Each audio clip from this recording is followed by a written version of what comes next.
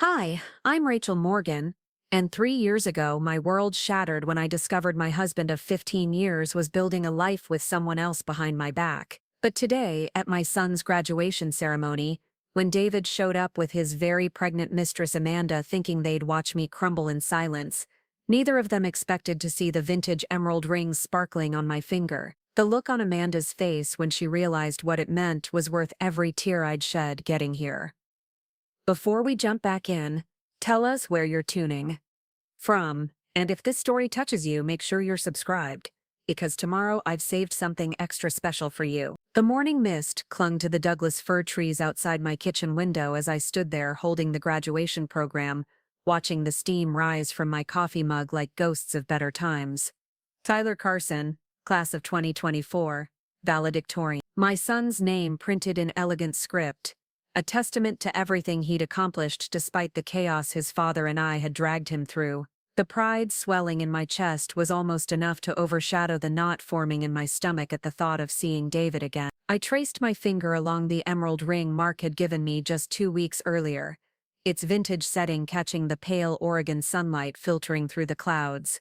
The weight of it still felt foreign on my hand, but not unwelcome. After 3 years of feeling invisible, of rebuilding myself from the wreckage David had left behind, this ring represented something I'd thought I'd lost forever, the possibility that someone could see me as worthy of being chosen, of being treasured. The irony wasn't lost on me that today, of all days, would be the first time David would see it, the first time he'd see who I'd become in his absence. My phone buzzed against the granite countertop, interrupting my thought. Lisa's name flashed across the screen, and I swiped to answer, already knowing she was calling to check on me. "Morning, warrior queen," her voice crackled through the speaker, warm and steadying as always. "How are we feeling about today?" I set down my coffee and walked to the living room, sinking into the cream-colored sofa I'd bought after the divorce, the one David had never touched or criticized or claimed as his own. Nervous, I admitted, watching a pair of crows chase each other through the maple trees in my front yard. Tyler worked so hard for this moment, and I don't want David's presence to overshadow it. "David doesn't get to overshadow anything anymore," Lisa said firmly. "This is about Tyler, yes, but it's also about you showing up as the strong, successful woman you've become. You're not the same person who signed those divorce papers 3 years ago." She was right, of course. The woman who had discovered David's affair through a carelessly left credit card statement, who had sat in her car outside Amanda Blake's real estate office, watching them share lunch through the window, who had packed his belongings with shaking hands while he was on a business trip. That woman felt like a stranger to me now. The transformation hadn't been immediate or easy. Those first months after David moved out had been the darkest of my life. I'd wake up at 3 in the morning reaching for someone who wasn't there, panic rising in my throat as I remembered all over again that my marriage was over. The house felt too big and too quiet, every room echoing with the ghosts of family dinners and Christmas mornings and ordinary Tuesday nights when we'd watched television together, believing we were building something lasting. Tyler had been a senior in high school then, old enough to see through our careful explanations and diplomatic statements about growing apart and wanting different things. The hurt in his eyes when he realized his father had been lying to all of us was something I'd never forget. But he'd also seen me rebuild, had watched me go back to school for my teaching certification, had celebrated when I got the position at Cascadia Community College, teaching business fundamentals to returning students who, like me, were starting over. "He's bringing her, isn't he?" I asked, already knowing the answer but needing to say it out loud. Lisa's pause told me everything. "Tyler mentioned it yesterday when I saw him at the grocery store. He seemed conflicted about it, honey. I think he wanted to warn you but didn't know how." Amanda Blake, even her name left a bitter taste in my mouth. The ambitious real estate agent with the perfect smile and the ability to make David feel like the most important man in any room. When I'd first discovered their affair, I'd done what any scorned wife would do. I'd researched her online, studied her social media, tried to understand what she offered that I couldn't. She was younger, though not dramatically so. More polished, certain, the kind of woman who never seemed to have a hair out of place or a doubt about her place in the world. What had hurt most wasn't that David had chosen her, but that he'd chosen her while still coming home to me every night, still kissing me, goodbye every morning, still pretending we were building a future together. The lies were what had nearly destroyed me, not the affair itself. "She's pregnant," I said quietly, voicing the detail that had been eating at me since Tyler had reluctantly shared the news last month. 7 months along according to Tyler. A girl. Lisa's sharp intake of breath told me she understood the full weight of what that meant. David had never wanted more children. Throughout our marriage, whenever I'd brought up the possibility of giving Tyler a sibling, David had shut down the conversation immediately. "Too expensive," he'd said. "Too complicated. We were good with one." But apparently when Amanda wanted a baby, the rules changed. "You know what this means, don't you?" Lisa's voice had taken on the fierce protectiveness I'd come to depend on over the years. "This means he lied to you about that too. All those years you wanted another child. All those conversations where he made you feel like you were being unreasonable or selfish for wanting to expand your family." I closed my eyes, letting that particular wound resurface for just a moment, before pushing it back down. There would be time to process all of David's lies later. Today was about Tyler, and about showing up as the mother he deserved, not the victim I used to be. The sound of a car door slamming in my driveway pulled me back to the present. Through the front window I could see Tyler climbing out of his beat-up Honda Civic, the one David had bought him for his 16th birthday back when we were still pretending to be a happy family. My son had grown into a man I barely recognized some days.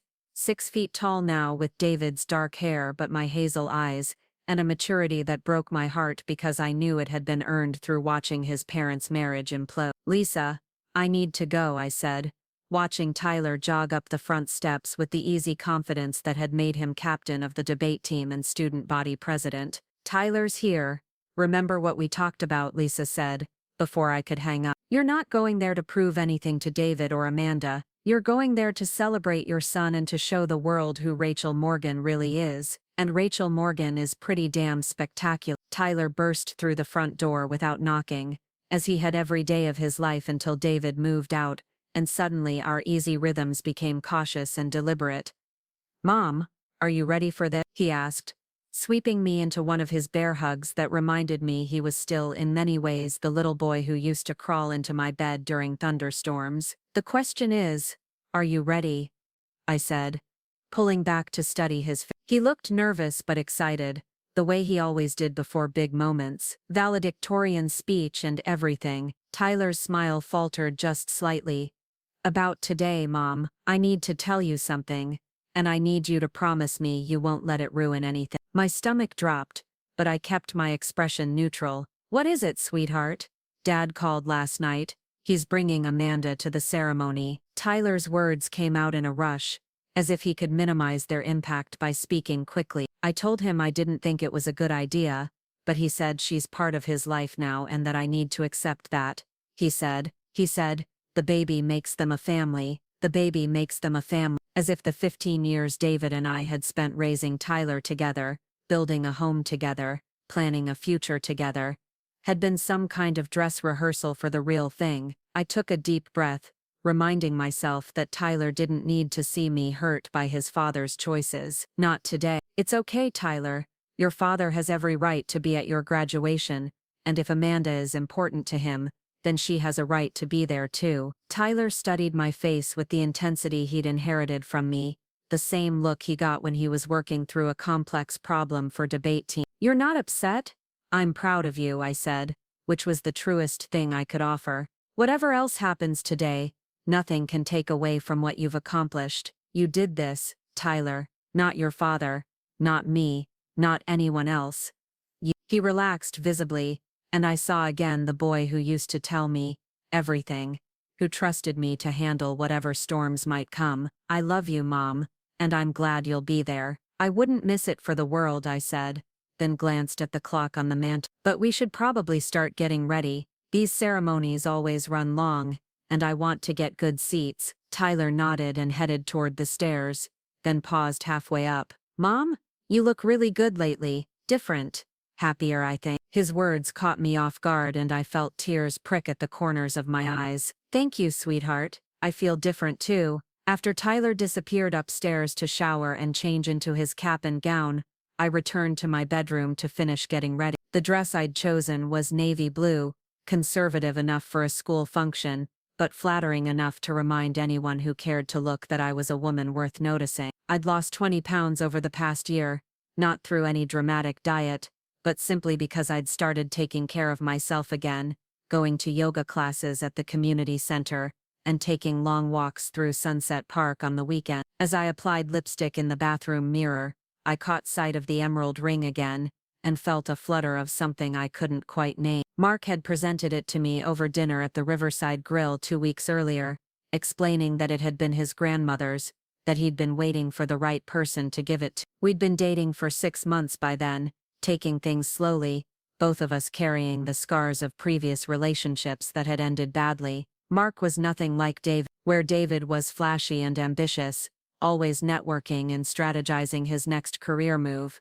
Mark was steady and thoughtful, content with his work designing sustainable homes for young families in Riverside, where David had been quick to criticize and slow to praise. Mark noticed everything: the way I hummed while cooking dinner, the way I got excited when one of my students finally grasped a difficult concept, the way I still checked on Tyler, even though he was 18 and perfectly capable of taking care of himself. "This isn't a proposal," Mark had said, sliding the ring across the table that night. "It's a promise that I see you, Rachel, really see you, and I want to keep seeing you for as long as you'll let me." I'd cried right there in the restaurant, not caring who saw me, because I'd forgotten what it felt like to be chosen deliberately, enthusiastically, without conditions or qualification. Now, looking at the ring in the morning light, I realized it represented something more than Mark's feelings for me. It represented my own journey back to believing I was worth choosing. After David left, I'd spent months convinced that I was somehow fundamentally flawed, that I'd failed at the most important relationship of my life because I wasn't enough, attractive enough, interesting enough, supportive enough. The list of my perceived inadequacies had felt endless. But Mark saw something different when he looked at me. He saw the woman who had rebuilt her life from scratch, who had gone back to school at 42, and graduated summa cum laude, who had raised a son she was fiercely proud of, who had learned to find joy in small moments and strength in unexpected places. The sound of Tyler's voice calling from downstairs pulled me from my thoughts. "Mom, we should probably head out soon if we want decent parking." I grabbed my purse and took one last look in the mirror. The woman staring back at me was stronger than the one who had discovered David's affair 3 years earlier, more confident than the one who had sat in a lawyer's office, dividing up 15 years of marriage into asset columns and custody arrangements. This woman had survived the worst betrayal of her life,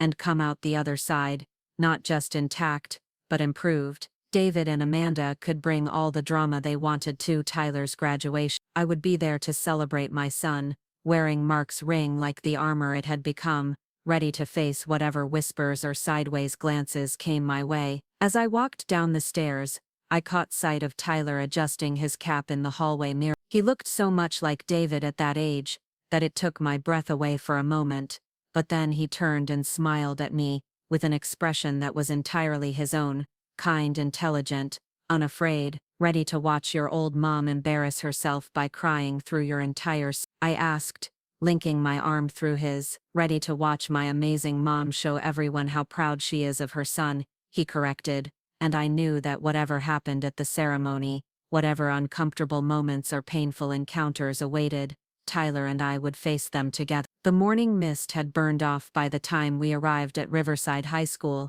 leaving behind the kind of crisp, clear day that made Oregon autumns legendary. Cars filled every available parking space, and families streamed toward the main building carrying flowers and cameras, their faces bright with excitement and pride. Tyler kissed my cheek and headed toward the side entrance where graduates were supposed to report, while I made my way toward the main auditorium. The building held so many memories: parent-teacher conferences, school plays, basketball games where I'd cheered Tyler on from the bleachers while David worked late again. Walking through those familiar hallways as a single woman felt strange, like visiting a place where I'd once lived but no longer belonged. I found a seat in the third row, close enough to see Tyler clearly but far enough back to avoid the awkwardness of sitting too close to David and Amanda when they inevitably arrived. The auditorium filled quickly, the air buzzing with conversation, and the click of cameras being tested. I recognized many faces from years of school events, other parents I'd served with on committees, teachers who had guided Tyler through his academic journey, families who had become part of our extended community over the years. It was Miss Patterson, a woman whose daughter had been in Tyler's class since kindergarten, who spotted me first. She made her way over with the purposeful stride of someone determined to catch up on gossip. "Rachel, dear, you look absolutely wonderful," she said, settling into the seat beside me without being invited. "I heard about you and Mark. How exciting. He's such a lovely man, and goodness knows you deserve some happiness after everything you've been through." I smiled politely, wondering how news traveled so quickly in a town like Riverside. "Thank you, Mrs. Patterson. I'm very happy. And this ring," she practically grabbed my hand to get a better look at the emerald. "It's gorgeous. Is this what I think it is?" Before I could answer, her expression shifted, and I felt rather than saw someone approaching from behind. The auditorium seemed to grow quieter around us, or maybe that was just my imagination preparing me for the inevitable encounter. "Hello, Rachel." David's voice was exactly as I remembered it, smooth, confident, carrying just a hint of the charm that had first attracted me to him 20 years earlier. I turned slowly, taking my time, and found him standing in the aisle with Amanda beside him, her hand resting protectively on her rounded belly. He looked older than his 45 years, I realized with surprise. Thinner, more tired around the eyes, though he was still objectively handsome in the way that had made other women notice him throughout our marriage. Amanda, on the other hand, looked exactly as I'd expected, polished and professional, her blonde hair styled in soft waves,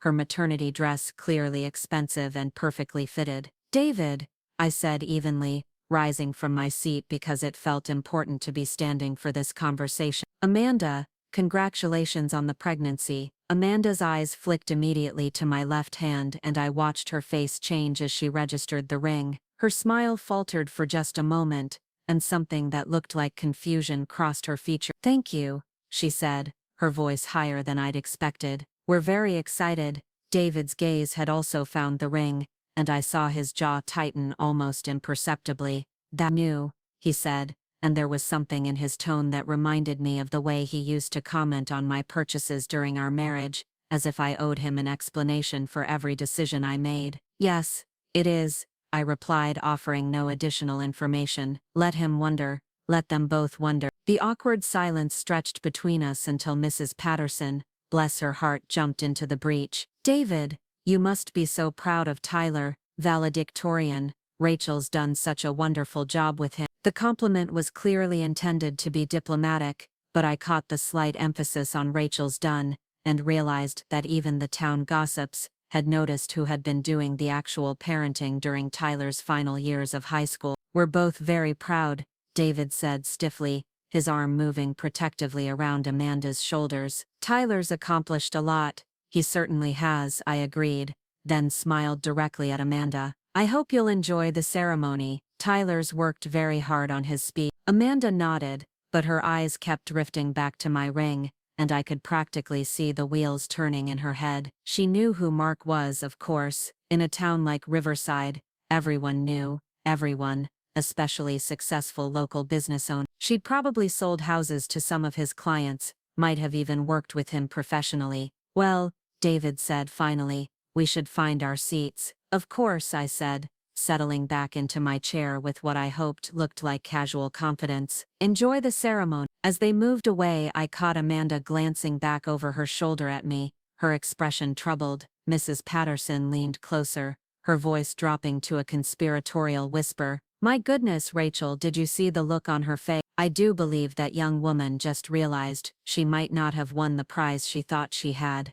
I didn't respond, but I felt a small smile tugging at the corners of my mouth. The ceremony hadn't even started yet, and already the day was proving more interesting than I'd anticipated. The lights dimmed as Principal Stevens approached the podium, and a hush fell over the auditorium. I settled back into my seat, grateful for the temporary reprieve from awkward encounters, and focused on the reason we were all here. The graduating class of 2024 filed onto the stage in their caps and gowns, a sea of navy blue and gold that represented years of hard work and dreams about to be realized. I spotted Tyler immediately, third row from the left, his posture straight and confident. Even from a distance I could see the nervous energy radiating from him, the way he kept adjusting his cap and glancing toward the podium where he would soon deliver his valedictorian address. My heart swelled with a fierce pride that momentarily pushed aside all thoughts of David and Amanda. Principal Stevens began the ceremony with the usual acknowledgments and welcomes,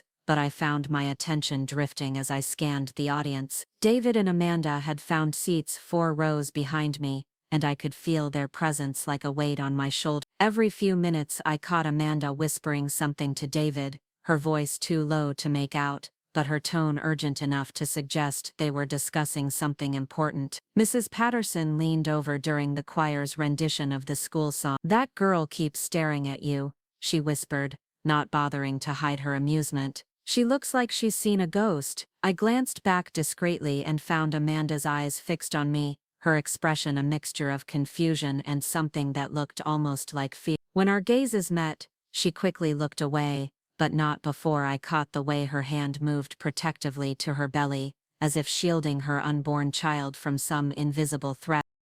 Preparing and narrating this story took us a lot of time, so if you are enjoying it, subscribe to our channel. It means a lot to us.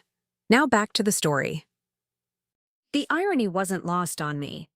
3 years ago, I had been the one staring at Amanda Blake from across crowded rooms, trying to understand what made her so special that David would risk everything we'd built together. I'd studied her social media posts, memorized her professional headshots, dissected every detail I could find about the woman who had stolen my husband. Now she was studying me with the same desperate intensity, and I realized that something fundamental had shifted in the balance of power between us. The scholarship presentations began, and I watched proudly as Tyler's name was called for the Henderson Memorial Scholarship, a full ride to Oregon State University for students planning to study environmental science. He'd kept his major choice a secret from David, knowing his father would pressure him toward business or pre-med, something more traditionally prestigious. But Tyler had always been drawn to the outdoors, to understanding how human activity affected the natural world, and I'd encouraged him to follow his passion rather than his father's expectations. As Tyler crossed the stage to accept the scholarship certificate, I saw David lean forward in his seat, his expression shifting from casual pride to surprise. This was clearly the first he was hearing about Tyler's academic plans, and I felt a small stab of satisfaction knowing that our son had chosen to confide in me rather than his father. Amanda whispered something to David, and I caught the sharp shake of his head and even from a distance, I could read the tension in his posture, the way his jaw tightened when he realized that Tyler's future was unfolding without his input or approval. The ceremony continued with awards and recognitions, each announcement met with applause and the occasional proud shout from the audience. When they called Tyler's name for the National Honor Society recognition, I couldn't help but beam, remembering all those nights we'd spent at the kitchen table working through difficult assignments together after David moved out. Tyler had thrown himself into his studies with a determination that both impressed and worried me, as if academic excellence could somehow make up for the stability his father's absence had stolen from our family. "Ladies and gentlemen," Principal Stevens announced, his voice carrying easily through the auditorium's sound system, "It is my pleasure to introduce this year's valedictorian, Tyler Carson. Tyler will be attending Oregon State University in the fall on a full academic scholarship,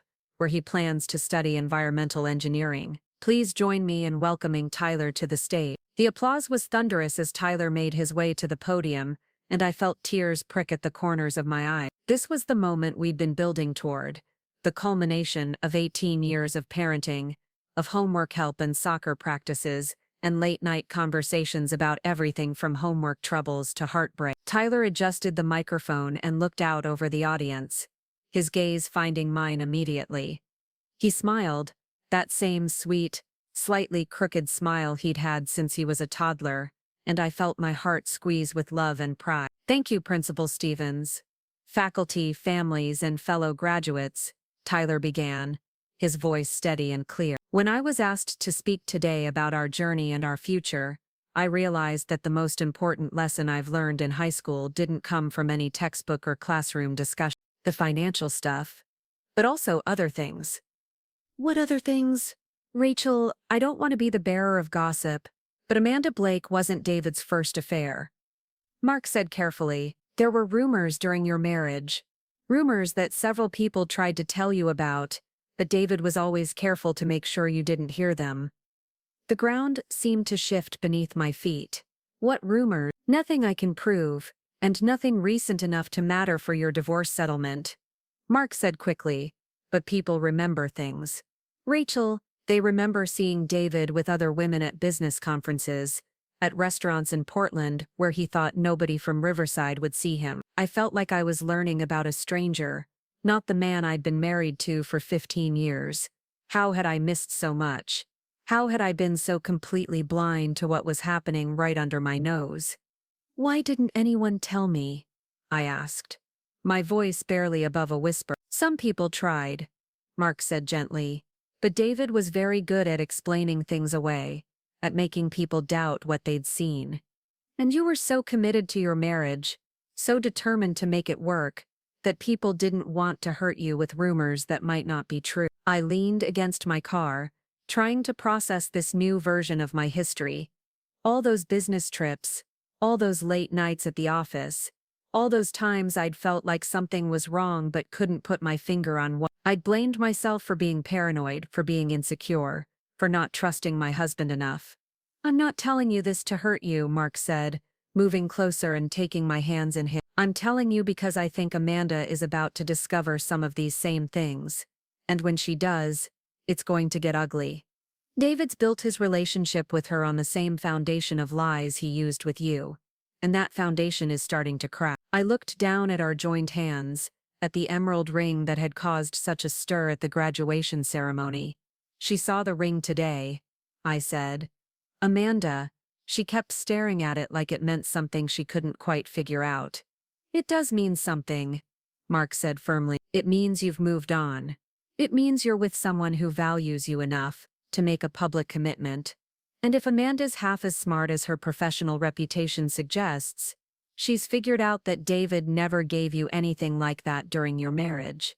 He was right. David had proposed with his grandmother's engagement ring, a small old-fashioned solitaire that he'd presented to me with the words, "This will have to do, until I can afford something better." That something better had never materialized, despite years of promotions and salary increases. Instead, David had spent his money on golf club memberships and weekend trips with his buddies, always promising that we'd upgrade my ring someday. But Mark had given me his grandmother's ring freely, joyfully, as a symbol of his commitment and his pride in our relationship. The contrast between the two men couldn't have been more stark, and Amanda had clearly noticed. I should get inside, I said finally, emotionally exhausted from the day's revelations. Tyler's coming for dinner tonight, and I want to be present for him, not distracted by all this David drama. Of course, Mark said, kissing my forehead gently. Do you want me to stay away tonight? Give you and Tyler some space to process everything?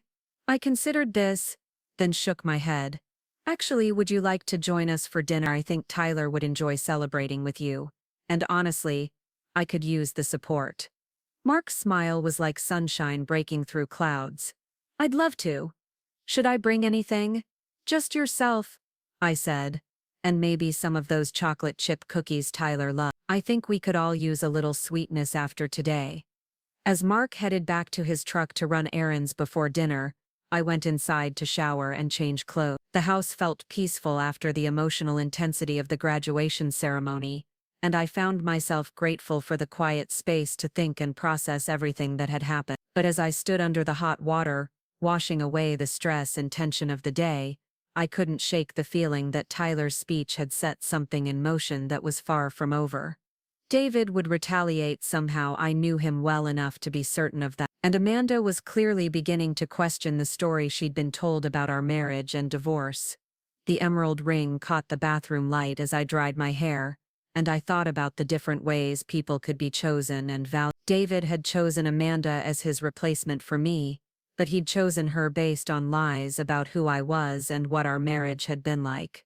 Mark had chosen me knowing my full story, including all the painful and embarrassing details of my divorce. The difference between being chosen as a consolation prize and being chosen as a treasure was something Amanda was apparently just beginning to understand. And if Mark was right about David's financial problems and his history of infidelity, she was in for even more unpleasant discoveries in the days to come. I selected a simple sundress for dinner, something comfortable and cheerful that would help me focus on celebrating Tyler rather than worrying about David's next move.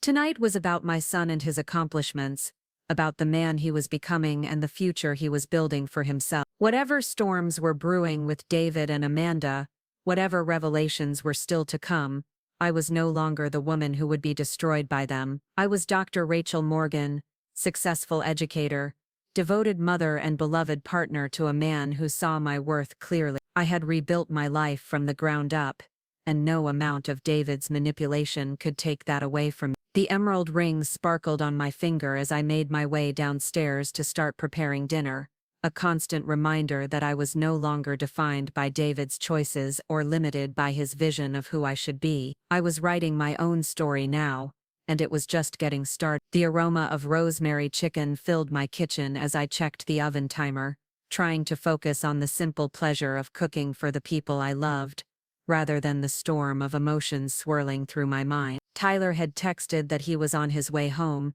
and Mark would arrive shortly with dessert and probably that easy smile that had become such a source of comfort in my life. I was setting the table when my phone rang, the sharp sound cutting through the evening calm. David's name appeared on the screen, and I felt my stomach clench. I let it ring twice more before answering, steeling myself for whatever version of controlled fury he was about to unleash. "Hello, David. We need to talk." His voice was tight, clipped, the professional tone he used when he was trying to maintain control of a situation that was slipping away from him. Tyler's behavior today was completely unacceptable. Tyler's behavior. I moved to the living room, putting distance between myself and the kitchen where I'd been preparing our celebration dinner. "You mean his honesty? I mean his disrespect," David snapped, and I could hear the real anger bleeding through. "He embarrassed me in front of colleagues, clients, people who matter for my business. This reflects on both of us, Rachel."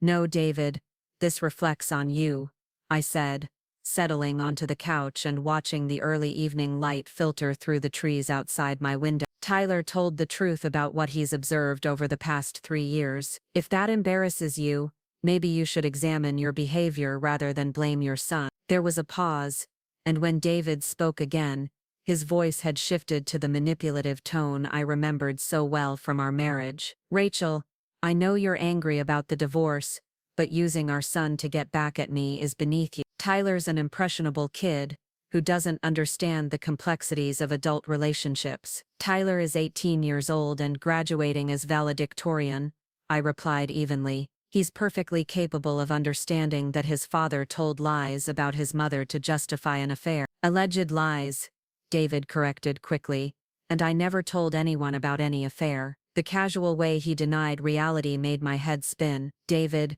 you've been living with Amanda for 2 years. She's 7 months pregnant with your child. Are you seriously going to pretend that your relationship with her began after our divorce?" "What I'm going to do is protect my family from vindictive attacks," David said, his voice growing colder. "Amanda doesn't deserve to be dragged into your drama, Rach. She's pregnant and stressed, and today's performance by Tyler has upset her considerably." "I'm sure it has," I said, unable to keep the edge out of my voice. "Learning that your boyfriend has been lying about his ex-wife's character must be very upsetting indeed." "I haven't lied about anything," David insisted.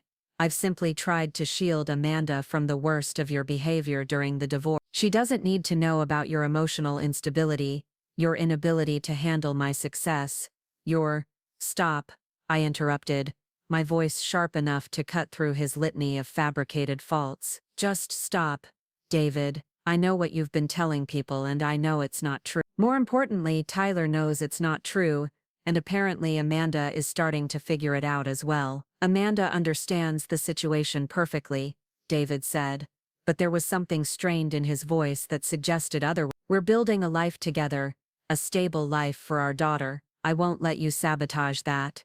I'm not sabotaging anything, I said. I'm living my own life, raising my son, and building my own happiness. If that threatens you somehow, that's your problem, not mine. Your happiness, David repeated, and I could hear the sneer in his voice. Is that what you call this thing with Mark Chen? Rachel, the man builds houses for a living. You think that's an upgrade from being married to me? The comment was so perfectly David, so predictably shallow and status conscious, that I almost laughed. Mark is a successful architect and contractor who treats me with respect and kindness, I said. Yes, David, that's a considerable upgrade from being married to you. We'll see how long that lasts when the novelty wears off, David said. Men like him don't stay with women like you for the long term, Rachel. They want younger, less complicated options. The cruelty in his words was designed to wound, to plant seeds of doubt about my relationship with Mark, to make me question whether I was worthy of being loved. 3 years ago, it might have worked. The woman I'd been during our marriage might have internalized his assessment and spent weeks agonizing over whether Mark really cared about me or was just passing time until someone better came along. But that woman was gone, replaced by someone who had learned to recognize manipulation when she heard it. Is that what you told yourself when you started your affair with Amanda? I asked calmly. That she was a younger, less complicated option than your wife. I wonder what you'll tell yourself when you get bored with her. I'm not, David stammered, clearly caught off guard by my directness. My relationship with Amanda is completely different. I'm sure it is, at least until the baby arrives and she realizes that raising a child is hard work, that it's expensive and exhausting and not nearly as romantic as she's probably imagined. I wonder how patient you'll be with sleepless nights and dirty diapers the second time around, especially when you're old enough to be more tired and less resilient than you were with Tyler. You don't know what you're talking about, David said, but his voice lacked conviction. I'm excited about this baby. We both are. I hope that's true, I said, and meant it. That child deserves a father who's present and engaged, not one who's already looking for the exit. I need to go, David said abruptly. But Rachel, I want you to talk to Tyler. This public attack on my character needs to stop. If he has issues with me, we can discuss them privately. Tyler's not attacking your character, David. He's defending mine, I said. And I'm not going to ask him to stop telling the truth to protect your feelings. Then you're going to regret this, David said, his mask of civility finally slipping completely. I won't be publicly humiliated by my own son, and I won't let you poison him against me. I've never said a word against you to Tyler, I replied. Everything he knows about your behavior, he learned by observing you directly. If you don't like what he's saying, change your behavior. We'll see about that, David said, and hung up without another word. I sat in the quiet of my living room for several minutes,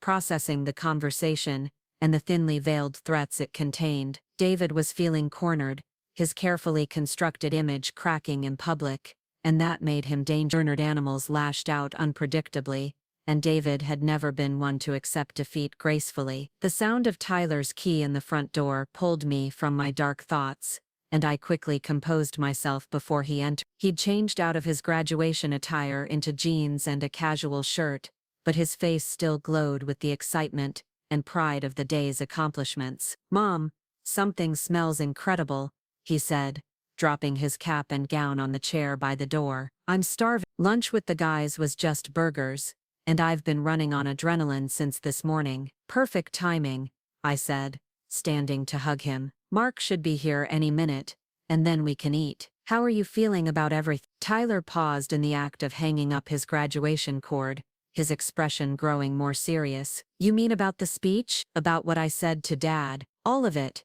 I said. Today was a big day in a lot of ways. I feel good about it, Tyler said slowly, as if testing the words to make sure they were true. I'd been wanting to say those things for a long time, but I kept telling myself it wasn't my place, that I should stay out of your relationship with Dad. But then I realized that his lies about you are my business, because you're my mother, and I love you. My throat tightened with emotion. Tyler, I never wanted you to feel like you had to choose sides, or defend me. That's not your responsibility. Maybe not, he said, coming over to sit beside me on the couch. But it's my choice, and I choose honesty over keeping the peace. I choose standing up for people I love, over protecting people who don't deserve it. Before I could respond, the doorbell rang, and Tyler jumped up to answer it. I heard Mark's familiar voice greeting Tyler with genuine warmth, and the sound of it made something tight in my chest relax. Whatever storms David might be brewing,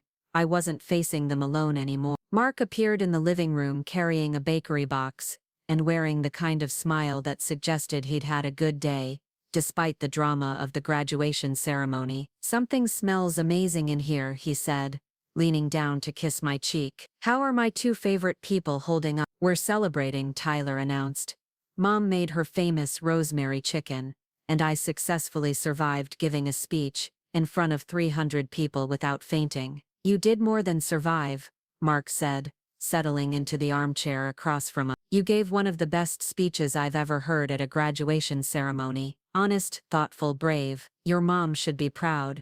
"I am proud," I said, looking between the two most important men in my life. "I'm proud of Tyler for his academic achievements, for his integrity, and for becoming the kind of young man who stands up for what he believes in. And I'm proud of Mom for showing me what that looks like," Tyler said, grinning at me. "For proving that you can start over at any stage of life and come out stronger than before." We moved to the dining room for dinner, and the conversation flowed easily between graduation memories, Tyler's plans for college, and Mark's latest architectural project. For nearly an hour I was able to forget about David's phone call and the implied threats it contained. This was my real life now, this warm, supportive, honest relationship with Tyler, this growing love with Mark, this sense of belonging somewhere I was valued for who I actually was, rather than who someone wanted me to be. It wasn't until we were clearing dessert plates that Tyler brought up his father again. "Dad called me this afternoon," he said casually, stacking dishes with the practiced efficiency of someone who'd been doing chores since childhood. "He wants to have lunch tomorrow to discuss my attitude problem." My hands stilled on the serving platter I'd been collecting. "What did you tell him?" "That I'd meet him at Riverside Grill at noon," Tyler said. "I figure it's a public place, so he'll have to keep his voice down, and I want to hear what he has to say." "Tyler, you don't have to subject yourself to a lecture from your father," I said carefully. "You're an adult now. You get to choose what kind of relationship you want with him." "I know," Tyler said, "but I also know that if I don't face this head on, it's just going to fester." Dad's never been good at accepting criticism, and he's probably spent the afternoon working himself into a rage about being embarrassed in public. Mark had been quiet during this exchange, but now he looked up from the glasses he'd been gathering. "Tyler, can I give you some unsolicited advice from someone who's dealt with difficult people in business situations?" "Absolutely," Tyler said, settling back into his chair. "Your father's going to try to manipulate the conversation," Mark said. "He'll probably start with guilt, how disappointed he is, how you've embarrassed the family, how this reflects poorly on him professionally. When that doesn't work, he might move to bribes, promises of financial support for college, trips, things he knows you want." Tyler nodded thoughtfully. "And if neither of those work, then he'll likely get angry and try to intimidate you," Mark continued. "He'll probably threaten to cut off contact, to reduce financial support, to make things difficult for your mother. The key is to remember that none of those threats have power over you unless you give them power." "Mark's right," I said, reaching across the table to squeeze Tyler's hand. "Your father's going to try to make you feel like you're the problem, like you've done something wrong by telling the truth. Don't let him rewrite history." "I won't," Tyler said firmly. "I've been watching Dad manipulate situations for years, and I'm done pretending I don't see it. If he wants to have a relationship with me going forward, it's going to be based on honesty, not on whatever convenient story he's telling this week." After Tyler left to spend the evening with friends, Mark and I finished cleaning the kitchen in comfortable companionship. The domestic routine felt natural, as if we'd been sharing these small intimacies for years rather than months. When the last dish was dried and put away, we settled on the back deck with glasses of wine, watching the sun set through the pine trees that bordered my small backyard. "David called me earlier," I said, deciding that Mark deserved to know about the conversation, and the subtle threats it contained. He's not happy about Tyler's speech or about the questions Amanda's apparently asking. Mark set down his wine glass and turned to face me fully. What kind of questions? I'm not sure exactly, but David seemed worried that Amanda's starting to doubt his version of our marriage and divorce, I said. He also made some veiled threats about protecting his family and not letting me sabotage his relationship with Amanda. Threats about what? Specifically? Nothing specific, which is probably intentional, I said. David's always been careful to stay just this side of actionable when he's angry. But he was definitely trying to intimidate me into talking Tyler out of any future public comment. Mark was quiet for a long moment, and I could see him processing this information with the same careful attention he brought to structural problems in his building projects. Rachel, I think you need to be prepared for the possibility that David's going to escalate this situation. What do you mean? I mean that David's built his entire relationship with Amanda on a foundation of lies about you, Mark said slowly.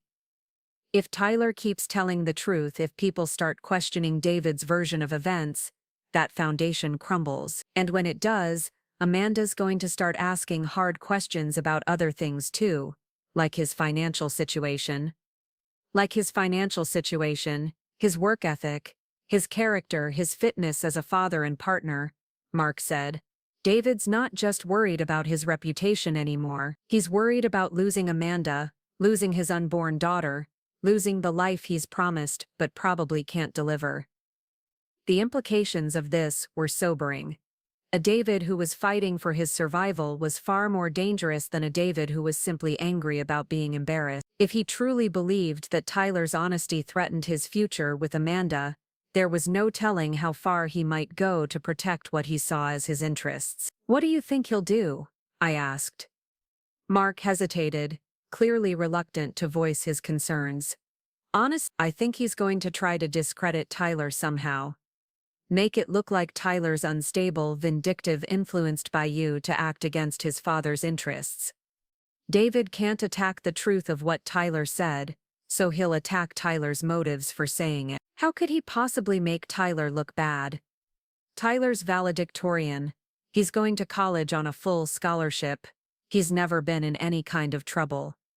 David's creative when he's desperate, Mark said grimly, and he's had years to study Tyler's vulnerabilities, to understand what buttons to push to make him react emotionally rather than logically. As if summoned by our conversation, my phone buzzed with a text message. Amanda Blake's name appeared on the screen, and I felt my heart rate spike as I opened the message. Can we meet for coffee tomorrow morning?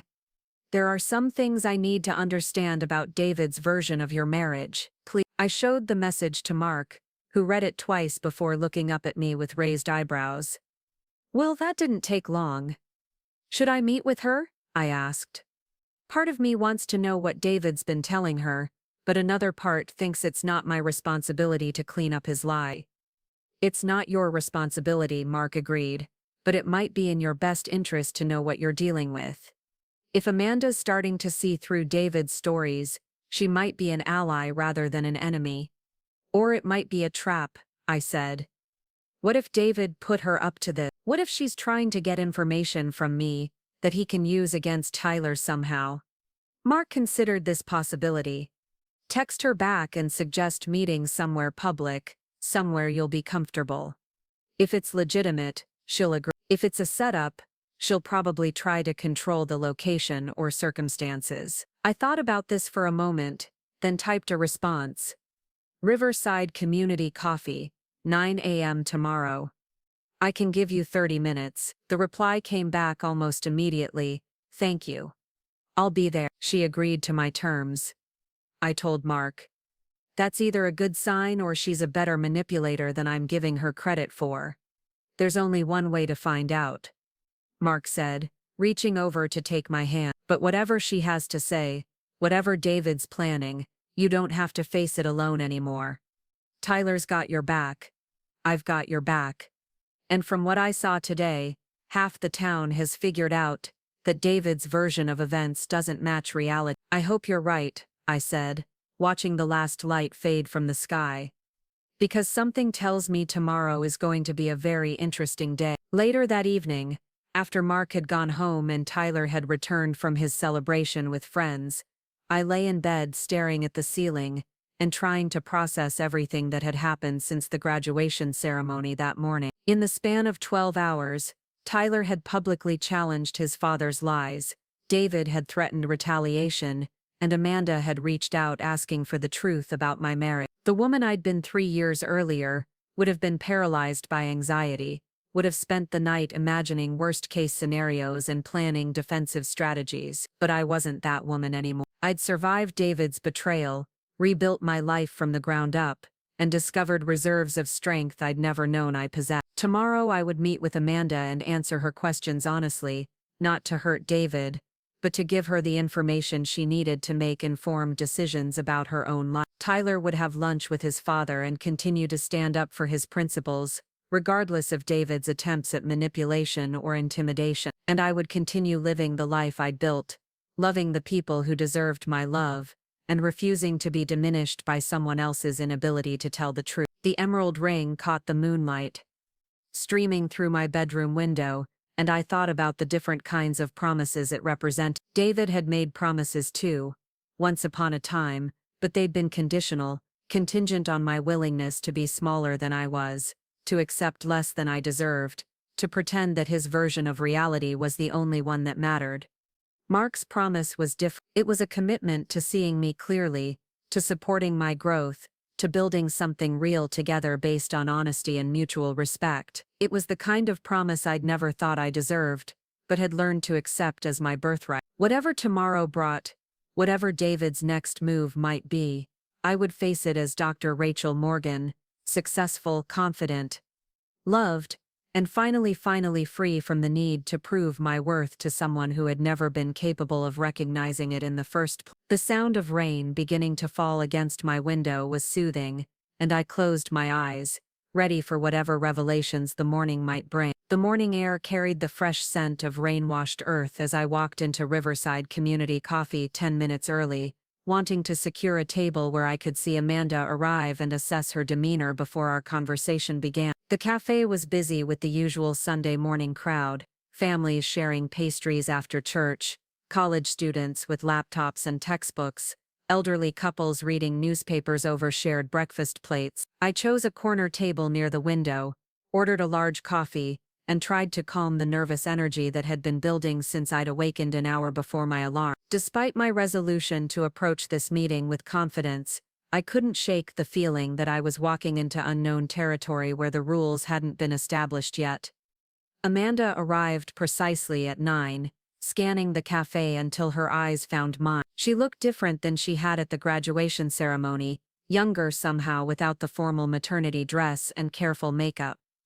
Her blonde hair was pulled back in a simple ponytail, and she wore jeans with a loose sweater that emphasized rather than disguised her pregnancy. Dark circles under her eyes suggested she'd slept as poorly as I had. She approached the table cautiously, as if she weren't entirely sure this meeting was a good idea. "Dr. Morgan, thank you for agreeing to see me.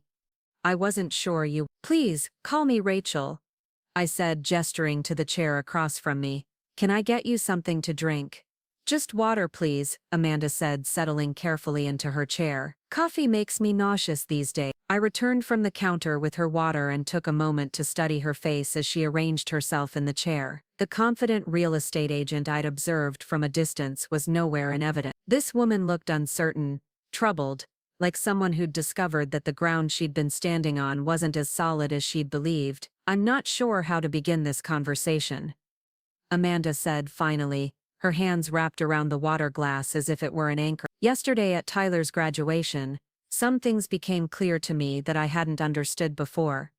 "What kinds of things?" Amanda took a deep breath, gathering her courage. "David told me that your marriage ended because you couldn't handle his success, that you became increasingly unstable and jealous as his career progressed. He said you had what he called episodes where you would accuse him of things that weren't true, that you made his life so difficult he had no choice but to leave." I felt my jaw clench, but I kept my voice steady.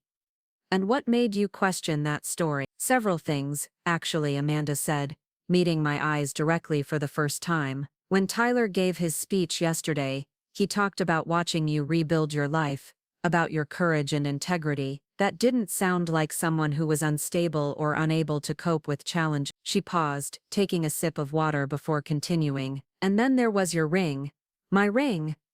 The emerald ring you were wearing, Amanda said, and I saw something that looked like admiration flicker across her features. It's beautiful, obviously expensive, and clearly an engagement ring. David always told me that you were bitter about the divorce, that you couldn't move on, that you were still trying to interfere in his life, but that ring suggests you've moved on quite well. I touched the ring unconsciously, remembering Mark's words about it representing more than just our relationship. I have moved on. It took time, but I've built a life I'm proud of. With Mark Chen, Amanda said, and it wasn't a question. I know who he is, of course. Everyone in town knows Mark. He's successful, well-respected, attractive, not exactly the kind of man who would choose a bitter, unstable woman as his partner. The pieces were falling into place, and I could see Amanda working through the contradictions between David's story and the evidence of her own eyes. What else made you question David's version of events? Amanda shifted uncomfortably in her chair, one hand moving protectively to her belly. Yesterday, after Tyler's speech, I started asking David questions about some of the things Tyler had said, about the lies David had supposedly told about you, about your emotional state during the divorce. And what did he say? He got angry, Amanda said, quiet, really angry, in a way I'd never seen before. He told me that Tyler had been poisoned against him, that you'd manipulated our son into taking your side. But when I pressed him for specific examples of this manipulation, he couldn't give me any. I waited for her to continue, sensing that there was more she needed to say. Rachel, I need to ask you something directly, and I need you to tell me the truth, Amanda said, leaning forward slightly. Did David have an affair during your marriage? The question hung in the air between us, heavy with implications. I could see in Amanda's eyes that she already suspected the answer, that she was hoping I would tell her she was wrong. Yes, I said simply. David was having an affair. That's why our marriage ended. Amanda closed her eyes for a moment, as if absorbing a physical blow. With me? Yes. How long? She whispered. I hesitated, weighing how much truth she could handle, how much she really wanted to know. I discovered evidence of your relationship 8 months before David moved out, but based on credit card statements and other records, it had been going on for at least a year before that. Oh God, Amanda breathed, her face going pale. He told me that your marriage had been over for years, that you were living like roommates, that he'd tried to make it work but you were too bitter and suspicious to rebuild any intimacy. Our marriage had problems, I admitted. All marriages do, but I was committed to working through them. I had no idea David was involved with someone else until I found evidence by accident. Amanda was quiet for a long moment, processing this information. What kind of evidence? A credit card statement, with charges I didn't recognize, restaurants I'd never been to, a hotel room during a supposed business trip to Portland. When I confronted David, he admitted to the affair but claimed it was over, that he'd made a mistake and wanted to save our marriage, but it wasn't over. No. The affair continued for another 8 months, while David convinced me to go to marriage counseling, while we renewed our vows on our anniversary, while we talked about our future together. He was living a double life, and I was completely unaware of. Tears were gathering in Amanda's eyes now, and I felt an unexpected surge of sympathy for her. Whatever else she was, Amanda was a woman who had believed the man she loved, who had trusted his version of reality and built her future around. Rachel, I need to know something else, Amanda said, her voice barely above a whisper. When did David actually leave you? When did he move out? February 14th, 2021, I said. The date burned into my memory. Valentine's Day. He said it would be easier to remember for custody arrangement. Amanda's face crumpled completely. He moved in with me, February 15th. He said he'd been staying in a hotel while looking for an apartment, that he wanted to take things slowly between us. The cruelty of it was breathtaking, even for Dave. He'd left his wife of 15 years on Valentine's Day, and moved in with his mistress the very next day, all while pretending to both women that he was being careful and considerate about the transition. I'm so sorry, I said, and men. I know how it feels to discover that someone you trusted has been lying to you about fundamental things. How did you stand it? Amanda asked, wiping tears from her cheeks. How did you get through it? Badly at first, I admit. I spent months questioning everything about myself, wondering what I'd done wrong, how I'd failed as a wife. I blamed myself for not being attractive enough, successful enough, interesting enough to keep my husband faithful. But you don't feel that way now.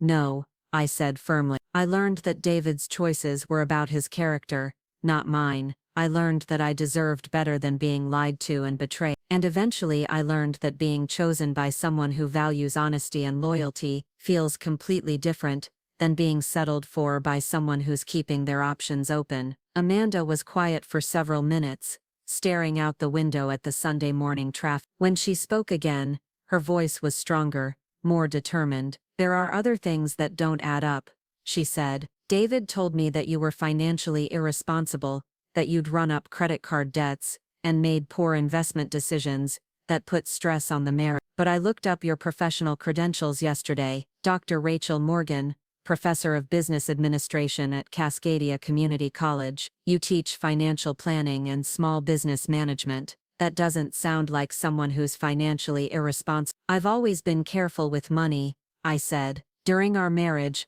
I handled all of our finances, because David said he didn't have time. We never had debt problems or financial stress until David started spending money on his affair. What do you mean? I hesitated, wondering how much of David's current situation Amanda already knew. Hotel rooms, expensive dinners, gifts, travel expenses. Having an affair is expensive, Amanda. It requires a lot of discretionary spending that has to be hidden from a spouse. Amanda's expression grew troubled. David's been having money problems lately. He says it's temporary, that some big deals are pending, but we've had to postpone looking for a house. He said it was because I'm being too picky, that I need to be more realistic about what we can afford. The pieces of David's financial picture were becoming clearer, and none of them painted a promising future for Amanda and their unborn child. Amanda, can I ask you something? Of course. Has David ever mentioned other women, other relationships he had during our marriage? Amanda's eyes widened.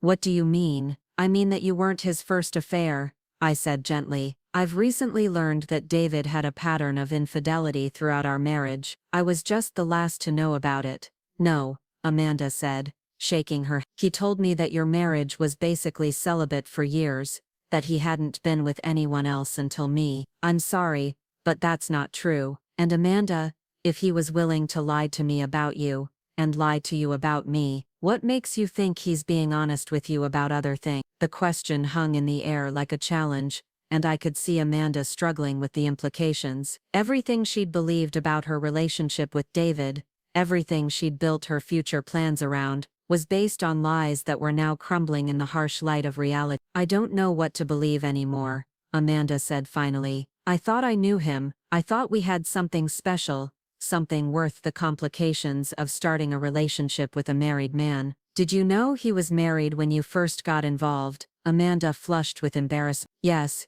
but he said the marriage was essentially over, that you were just going through the motions until Tyler graduated. He made it sound like he was doing you both a favor by ending something that was already dead. Our marriage wasn't dead. It needed work, like all long-term relationships do, but I loved David, and I thought he loved me. I was completely committed to making it work. God, what have I done? Amanda whispered, her hands covering her face. I believed everything he told me. I justified getting involved with a married man, because I thought I was saving him from an unhappy situation. I thought I was the solution to his problems, not the cause of them. Amanda, you're not responsible for David's choices, I said, echoing the wisdom I'd learned through my own healing process. He pursued you. He lied to you.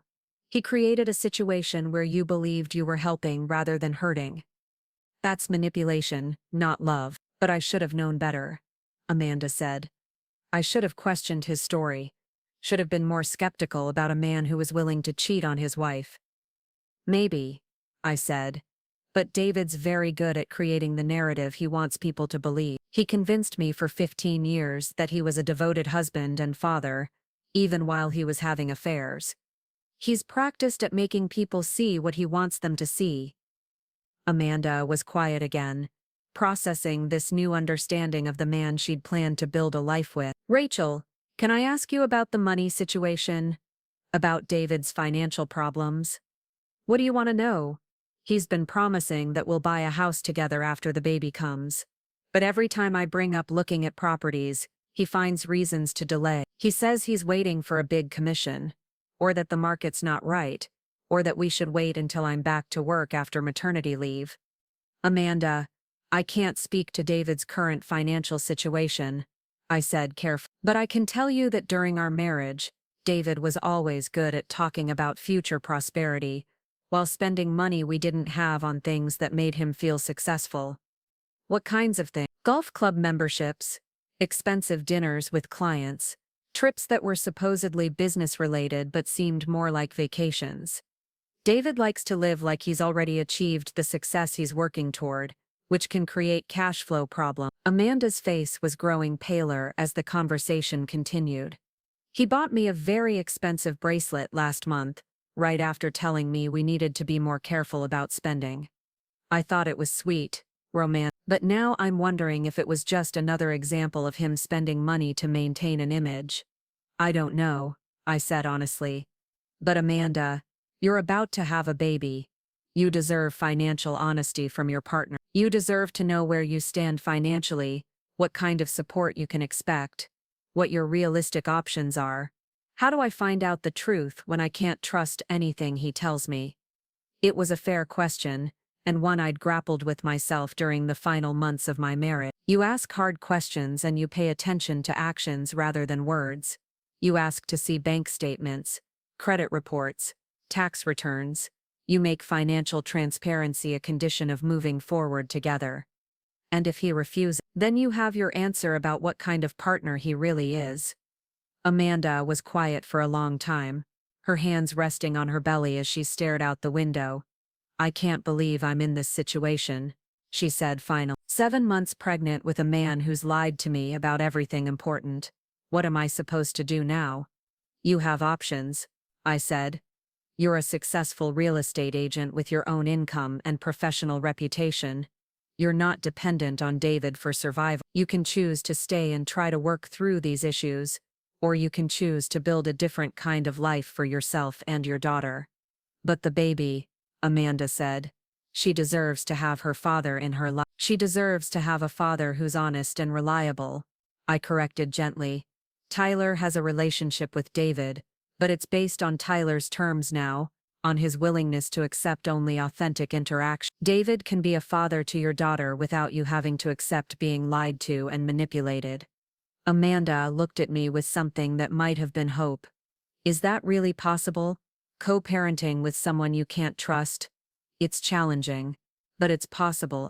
It requires very clear boundaries, legal agreements, and a willingness to communicate only about child-related issues.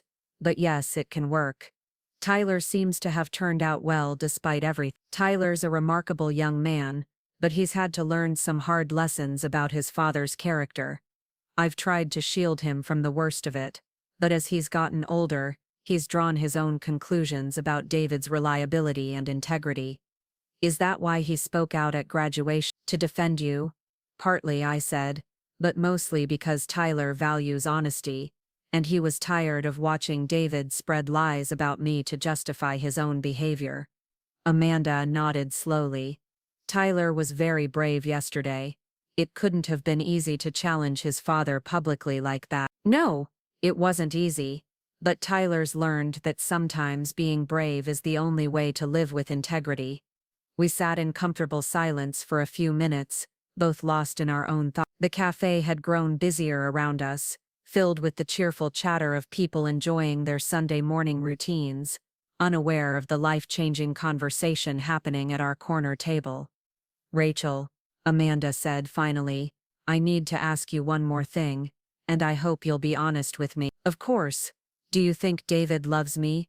Do you think he's capable of the kind of commitment he's promised? Or am I just another in a series of women he'll eventually replace? It was perhaps the hardest question she could have asked, because it required me to be honest about David's character, while recognizing that this woman was carrying his child and needed to make decisions based on reality rather than wishful thinking. "I think David loves the way you make him feel about himself," I said carefully. "I think he loves being with someone who sees him as successful and charming and desirable. But Amanda, sustainable love requires honesty, and David seems incapable of that kind of authentic relationship. So you think he'll cheat on me too?" "I think David will do whatever serves his immediate needs and desires regardless of the promises he's made," I said. "That's been his pattern throughout his adult life. I hope I'm wrong for your sake and your daughter's sake, but I can't pretend I believe he's fundamentally changed." Amanda's phone buzzed on the table between us, and I saw David's name appear on the screen. She looked at the message and her expression grew tense. "He wants to know where I am," she said. "He's expecting me to come home so we can go to brunch with his parents. They want to talk about wedding plans. What are you going to tell him?" Amanda stared at the phone for a long moment, then turned it face down on the table without responding to the message. "I don't know yet, but I'm not ready to pretend everything is normal while I process what you've told me.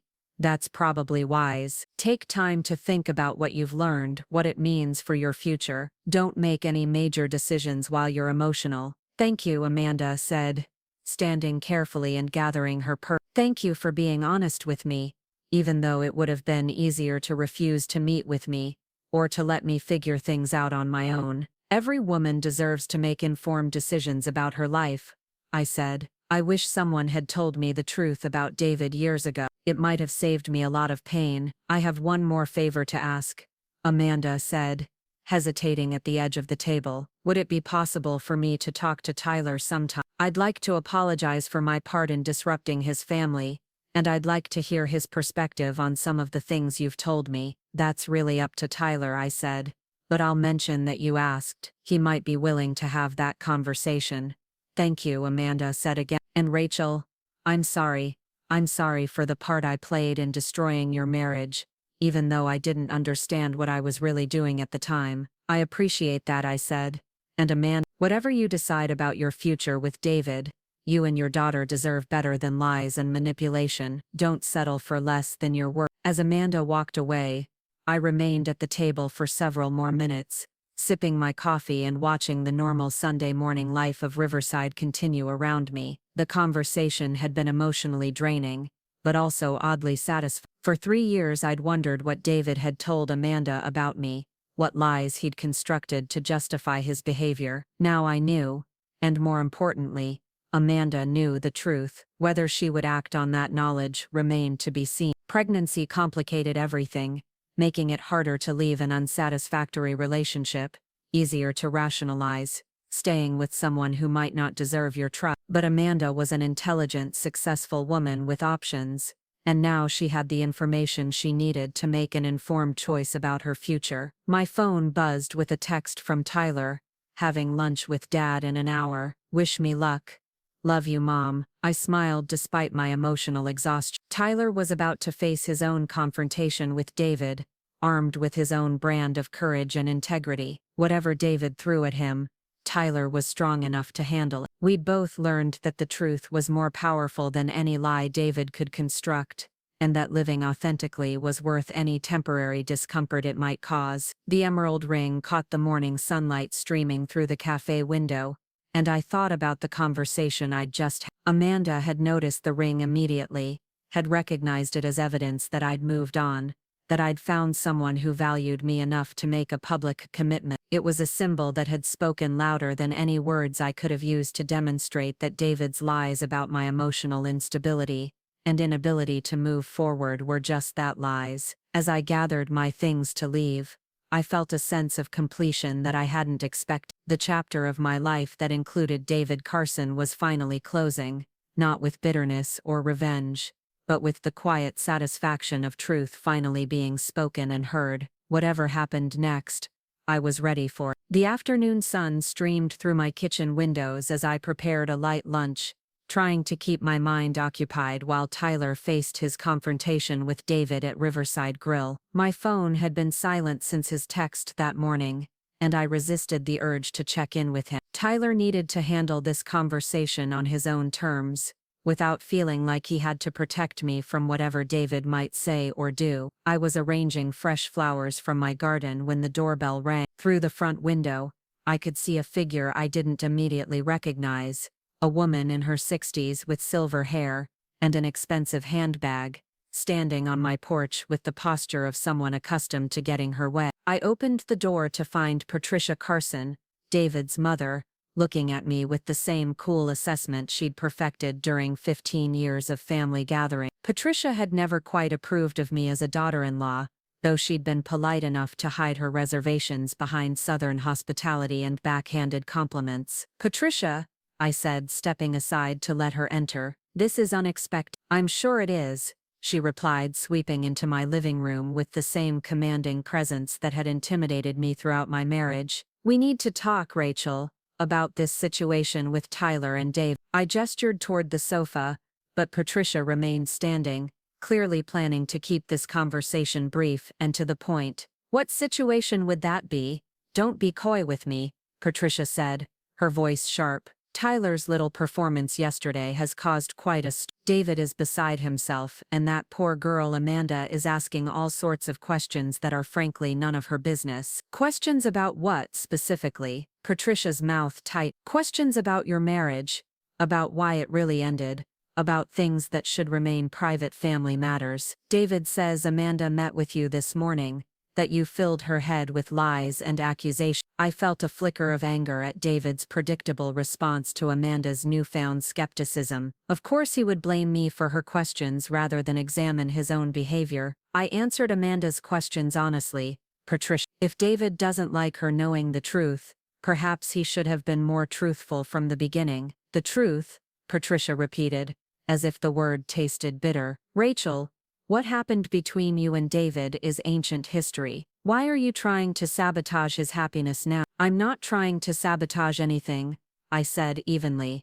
"I'm living my own life and raising my son. If that threatens David's version of events, that's his problem to solve." Patricia moved closer, her voice dropping to the conspiratorial tone she'd always used when discussing family matters she considered delicate. "Rachel, you need to understand something. David has made mistakes, yes, but he's trying to build a stable life for his new family. That baby deserves to be born into a secure home with parents who aren't constantly fighting about the past." "I agree completely," I said, "but security built on lies isn't really security at all, is it? Amanda deserves to know who she's building a life with." "What Amanda deserves is a chance to be happy without your interference," Patricia snapped, her carefully maintained composure finally cracking. "You had your chance with David, and you failed to make him happy. Don't destroy his opportunity to find happiness with someone else." The accusation that I had failed to make David happy,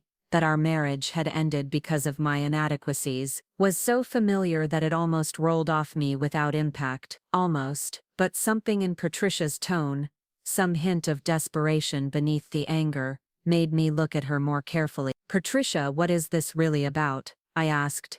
"Why are you here trying to convince me to keep quiet about David's behavior?" Patricia's hands clutched her purse tighter, and I saw something flicker across her face that looked almost like fear. "It's about family," she said, but her voice lacked conviction. "It's about protecting the Carson name and legacy." "What legacy is that, exactly?" "David's business, his reputation in the community, his future with Amanda and the baby," Patricia said, the words coming faster now. "He's worked hard to rebuild his life after your divorce, and he doesn't deserve to have it torn down by vindictive accusations." But I was beginning to understand that this wasn't really about David's reputation or his relationship with Amanda. Patricia was protecting something else, something more fundamental to her own sense of identity and security. "Patricia, how much money have you lent David since our divorce?" The question caught her off guard, and her face went pale. "I don't know what you're talking about." "I think you do," I said gently. "David's been having financial problems, hasn't he? Problems serious enough that he's had to turn to family for help." Patricia's carefully constructed facade crumbled completely. "It's just temporary," she said, sinking onto my sofa as if her legs couldn't support her anymore. "David's building his client base, establishing himself as an independent agent. These things take time. How much, Patricia? 50,000, she whispered. Maybe 60. I've lost track, honestly. He keeps promising to pay it back, keeps saying his next big deal will solve everything. The magnitude of David's financial problems was staggering. Patricia lived on a fixed income from her late husband's pension and Social Security. $60,000 represented a significant portion of her life savings. And now Amanda's asking questions about his ability to support a family, I said, understanding the real source of Patricia's desperation. If she leaves him, or if she demands financial transparency,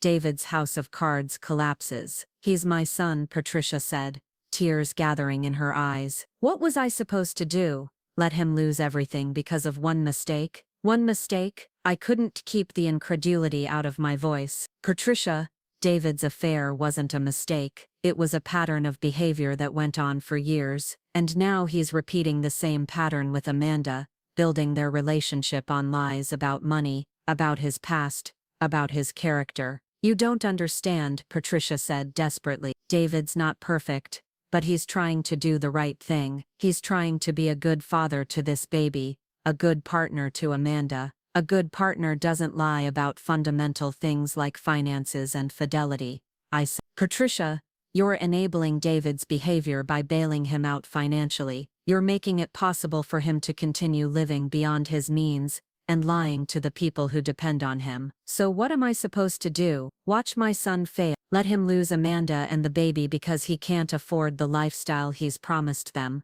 It was a heartbreaking question, and I felt genuine sympathy for this woman, who had spent her retirement savings trying to save a son who might not be worth saving. You're supposed to let him face the consequences of his choices, I said. You're supposed to stop enabling lies and manipulation, even when the person doing the lying is your child. Patricia stared at me for a long moment, then pulled out her phone with shaking hand. David's been calling me all morning, she said. He wants me to talk to Amanda, to convince her that you're lying, that you're just a bitter ex-wife trying to cause trouble. And what did you tell him? I told him I'd handle it, Patricia. But Rachel, I don't know how to handle this anymore. I don't know how to help David without enabling his worst impulses. Before I could respond, my phone rang. Tyler's name appeared on the screen, and I felt my heart rate spike as I answered. Mom, are you home? Tyler's voice was tight, controlled, but I could hear the emotion underneath. Yes, I'm here. Are you okay?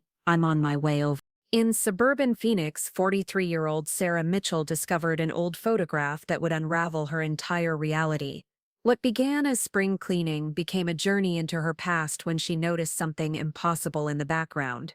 Before we continue, drop a comment if you've ever experienced déjà vu. I need to tell you about lunch with Dad. And there are some things you need to know. I'll be here, I said, glancing at Patricia. Tyler's coming home. Patricia, you should probably go before he arrives. This conversation has been difficult enough without involving Tyler in family financial issues. Patricia nodded, gathering her purse and composure with visible effort. Rachel, whatever Tyler tells you about his conversation with David, please remember that David loves that boy. Whatever mistakes he's made, whatever problems he's facing, he genuinely loves his son. I believe that, I said.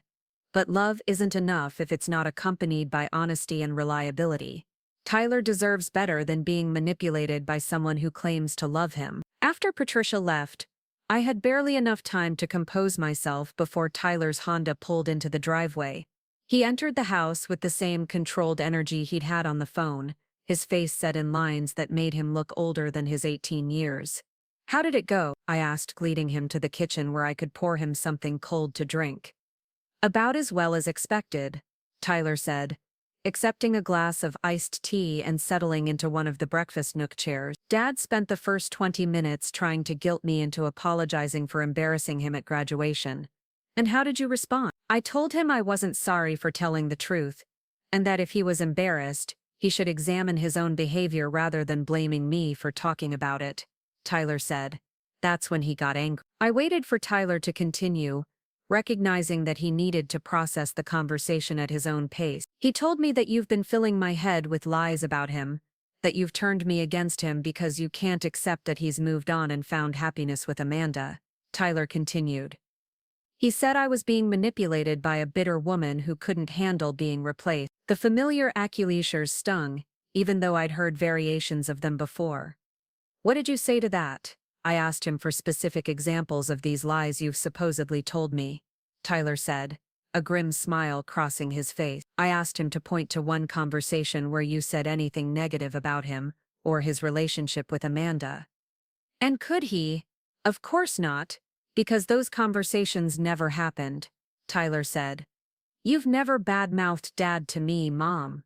Never. Even when I was angry about the divorce, even when I asked you direct questions about why your marriage ended, you always told me it was between adults and that I should form my own opinions about Dad based on my own experiences with him." I felt a wave of relief that Tyler understood the boundaries I'd tried so hard to maintain throughout the divorce process. So what happened when he couldn't provide examples? "He changed tactics," Tyler said, his expression growing dark. "He started talking about how he's trying to build a new life, how Amanda and the baby represent a fresh start for him, and how my behavior is threatening that." "How is your honesty threatening his relationship?" "Because Amanda's asking questions," Tyler said. "Apparently after your coffee meeting this morning, she went home and demanded to see financial records, bank statements, credit reports. She wants complete transparency about their finances before she agrees to marry him or buy a house together." I thought about Amanda's pale, determined face as she'd left the coffee shop that morning. She'd clearly taken my advice about demanding honesty from her partner, and David doesn't want to show her those records. "He can't show her those records," Tyler said, "because apparently he's in serious financial trouble. He owes money to his business partners, he's behind on child support payments, and he's borrowed heavily from Grandma Patricia to maintain his lifestyle." This confirmed what Patricia had reluctantly admitted during her visit, but hearing it from Tyler somehow made it feel more real, more serious. "He told you all this?" "He told me enough," Tyler said, "and what he didn't say directly, I could figure out from context. Dad's been living on credit and family loans for 2 years, pretending to Amanda that he's financially secure when he's actually on the verge of bankruptcy." "What does he want you to do about it?" Tyler's face hardened. "He wants me to tell Amanda that you lied to her this morning, that you made up stories about his affairs and financial problems because you're jealous of their relationship. He wants me to convince her that your information can't be trusted." "And what did you tell him?" "I told him I wouldn't lie for him," Tyler said simply. "I told him that if his relationship with Amanda is built on lies, then maybe it deserves to fall apart." I felt a surge of pride in Tyler's integrity, even as I worried about the cost of his honesty. How did he react to that? "He threatened to cut off my college fund," Tyler said. "Said that if I couldn't support my own father then maybe I didn't deserve his financial support." The threat was so predictably, David, so perfectly designed to manipulate Tyler through fear and financial pressure, that I felt more disgusted than surprised. "Tyler, you know that your college expenses are covered by scholarships and your own savings, right? David's threats about your college fund are empty because there is no college fund," Tyler nodded. "I figured that out when he couldn't give me specifics about how much money was supposedly at stake." "But Mom, the fact that he would even make that threat tells me everything I need to know about his priorities." "What do you mean?" "A father who truly loves his son doesn't threaten his education as punishment for refusing to lie," Tyler said. "A father who cares about his child's future doesn't use financial coercion to force compliance with unethical requests." Tyler's insight was heartbreakingly mature, and I realized David's behavior was completing Tyler's education about his father's character in ways that no amount of explanation from me ever could. "There's one more thing," Tyler said, reaching into his pocket and pulling out his phone. "During our argument, Dad got a call from Amanda. I could only hear his side of the conversation, but it was clear that she was upset about something she'd discovered." "What kind of something?" "Financial records, I think. Dad kept saying things like, 'I can explain that, and it's not as bad as it looks and we can work through this together,' but his body language suggested that whatever Amanda had found was pretty damaging." I thought about Amanda's determination to get answers about David's financial situation, her newfound skepticism about his honesty. If she'd found evidence of the debts Patricia had mentioned, or worse if she'd discovered additional lies about his income or assets, she might finally be seeing the full scope of David's deception. How did the call end? With Dad promising to come home immediately to discuss whatever Amanda had found, Tyler said. He cut our lunch short and practically ran out of the restaurant. But before he left, he told me that this was all my fault, that my speech yesterday had started a chain reaction that was destroying his life. Tyler, you know that's not true, right? David's problems are the result of his own choices, not your honesty about them. I know, Mom, Tyler said, but I could see the weight of his father's accusations in his posture. But it's hard not to feel responsible when your own father tells you that you've ruined his life. I moved to sit beside Tyler, wrapping my arms around him in the kind of hug that had comforted him since childhood. Your father is looking for someone to blame for the consequences of his own actions. He's built his relationship with Amanda on lies. He's made financial commitments he can't keep, and now that reality is catching up with him, he wants to blame everyone except himself. I just wish things could be different, Tyler said, leaning into my embrace. I wish I had a father I could respect, someone I could look up to and learn from. Instead, I have David. The sadness in Tyler's voice broke my heart, but I also heard something else. A kind of resigned acceptance that spoke to his growing maturity. Tyler, you do have people you can look up to and learn from. Mark, your teachers, your coaches, friends, parents who model integrity and kindness. Family isn't just about blood relationships. I know, Tyler. And honestly, having David as a cautionary example has taught me a lot about the kind of man I don't want to become. Before I could respond, we heard a car door slam in the driveway, followed by the sound of heels clicking rapidly up the front walk. Through the window I could see Amanda approaching the house, her face set in determined lines, her hands clutched around what looked like a folder of documents. Well, Tyler said, straightening up with a rueful smile, I think we're about to find out what Amanda discovered in those financial records. I opened the door before Amanda could knock, and she looked up at me with eyes that were red-rimmed but blazing with anger. Rachel, I'm sorry to bother you again, but I need to ask you something, and I need you to be completely honest with me. Of course, come in. Amanda entered the living room but remained standing, the folder clutched against her chest like armor. Did David pay child support consistently during your divorce proceedings? The question was so specific, so clearly tied to something she'd discovered, that I knew the truth would either validate or destroy whatever theory she was building about David's financial reliability. No, I said simply. David was supposed to pay $800 a month in child support. In the 3 years since our divorce was finalized, I've received maybe 6 payments total. Amanda's face crumpled, and she sank onto the sofa, as if her legs couldn't support her anymore. He told me you were vindictive about money, that you made unreasonable demands for support just to hurt him financially. Amanda, what did you find? She opened the folder with shaking hands, revealing bank statements, credit reports, and what looked like legal documents. I found everything, she said.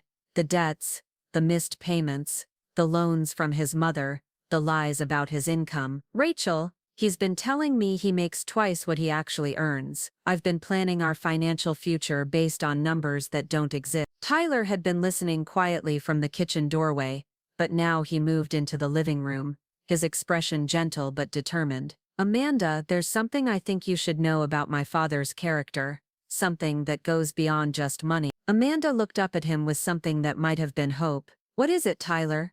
My father doesn't just lie about finances, Tyler said, settling into the armchair across from her. He lies about everything when it serves his purposes. He's lied to you about his marriage to my mother, about the reasons for their divorce, about his own behavior and character. The financial deception is just part of a larger pattern. I'm starting to understand that, Amanda said. This morning, after talking to your mother, I started asking myself what else he might have lied about. The financial records were just the beginning. She pulled another document from the folder, this one printed from a computer. I looked up court records from your parents' divorce proceedings, she told Tyler. I wanted to see if David's version of events matched the legal documentation. Tyler and I exchanged glances. I hadn't looked at those records in years, but I remembered the mediation sessions, the careful negotiations about custody and support, the efforts both lawyers had made to keep things civil for Tyler's sake. According to the court records, David agreed to the custody arrangement and support payments without contest.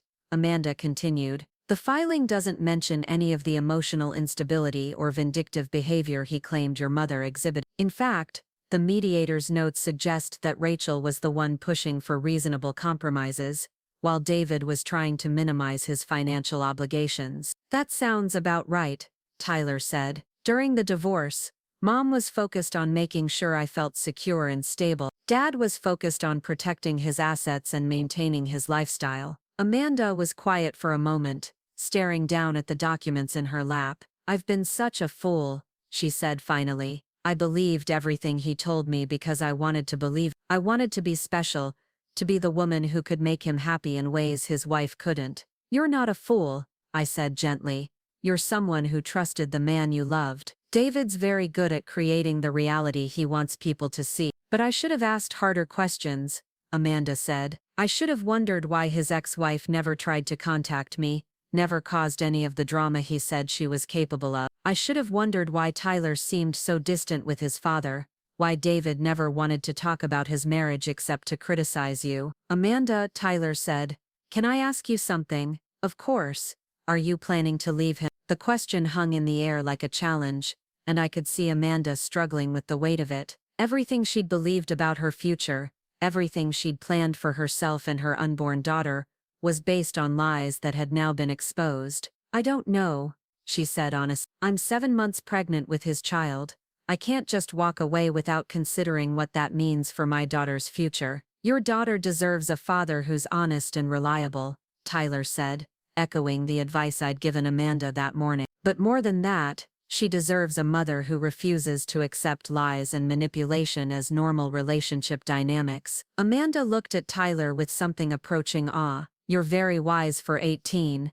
I've had good teachers, Tyler said, smiling at me. And I've had a front row seat to watch what happens when someone chooses integrity over convenience. My phone buzzed with a text message, and David's name appeared on the screen. Where is Amanda? She's not answering her phone and her car's not at home. I showed the message to Amanda, who looked at it with an expression of distaste. He's been calling and texting for 2 hours, she said. I finally turned off my phone because I needed time to think without him pressuring me for immediate answers. What are you going to tell him? I asked. Amanda was quiet for a long moment, and I could see her working through the implications of everything she'd learned. I'm going to tell him that I know the truth, she said finally. About the money, about the lies, about his character. And then I'm going to tell him that I need time to decide what kind of future I want for myself and my daughter. And if he tries to convince you that these are all misunderstandings that can be explained away, then I'll know he hasn't learned anything from being caught,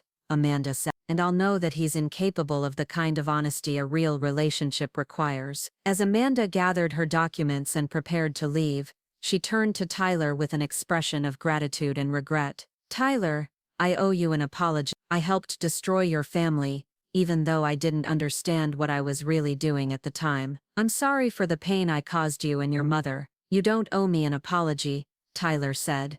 My father destroyed our family with his choices. You were just another person he lied to in the process. Still, I'm sorry, and I want you to know that your speech yesterday, your courage in telling the truth, probably saved me from years of living a lie. Your honesty gave me the courage to start asking the right questions. After Amanda left, Tyler and I sat in the quiet of our living room, both of us processing the events of the past 2 days. The graduation ceremony that had started it all felt like it had happened weeks ago rather than 24 hours earlier. Do you think she'll leave him? Tyler asked. I think she'll do what's best for her and her daughter, I said. Amanda's smart and successful. Once she fully understands what kind of man David really is, I think she'll make the right choice. And Dad, what do you think he'll do when his world falls apart? I don't know, I said honestly. David's never been good at taking responsibility for his failures. He'll probably blame everyone except himself and try to find someone new to manipulate and lie to. I feel sorry for whoever that turns out to be. We were interrupted by the sound of another car in the driveway, and this time it was Mark's truck. He approached the house with the quick, purposeful stride of someone who'd heard news and wanted to offer support. How did it go with David? He asked Tyler, settling beside me on the sofa. About as well as expected, Tyler said. Dad threatened to cut off my non-existent college fund and blamed me for ruining his life by telling the truth. Mark's expression darkened. And Amanda discovered that David's been lying about pretty much everything.